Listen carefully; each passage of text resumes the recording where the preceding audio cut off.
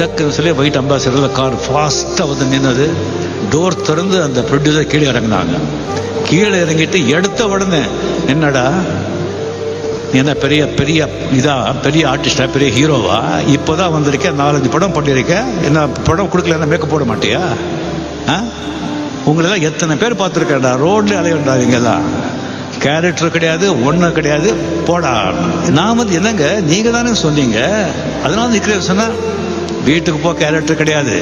சரி okay, car கொடுங்க, கார்லயே போறேன் சொன்னா, காரில் கிடையாது, அதுக்கே நீ வாடகை கொடுக்கணும், நடந்தே போடும் அப்படின்னு சொன்னாங்க. இந்த மாதிரி நான் என்ன தப்பு பண்ணேன், இவ்வளவு அவமானப்படுத்தாருன்னு சொல்லிட்டு ஏவிஎம் ஸ்டுடியோல இருந்து அப்படியே நடந்து வர்ற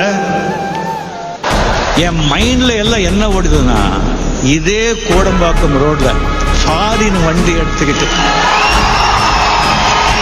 அந்த கார்ல இருந்து கால் மேல கால் போட்டு உட்காந்து இதே ஏவிஎம் ஸ்டோர்ல அதே ஃப்ளோர்ல வந்து போகலன்னு சொன்னா, நான் ரஜினிகாந்த்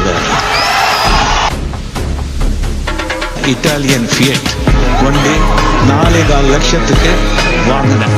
வெயிட் வாங்கிட்டு நெக்ஸ்ட் டே மார்னிங் ஒரு 8 o'clock 8:30 உடனே வண்டி அது ஏவிஎம்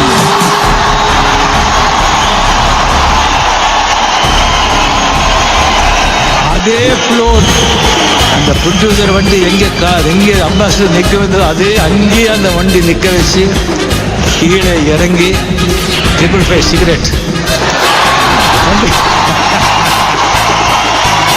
வண்டி மேலே கை வச்சுக்கிட்டு 2 சிகரெட் எல்லாம் வந்து அங்கே வந்து கம்ப்ளீட்லி ஒரு யாரோ கவர்னர் வந்துட்டாங்கன்னு நினைச்சுட்டாங்க. இந்த கம்ப்யூட்டர் கேப் கீப் திசைக்கெல்லாம் வந்தோடனே யாரும் வந்துட்டாங்கன்னு சொல்லி பார்த்தா, நாம் வந்து தம்மெல்லாம் அடிச்சுட்டு எல்லா இடத்த பார்த்து கேபி சார் ஆழ்வார்பேட்டுக்கு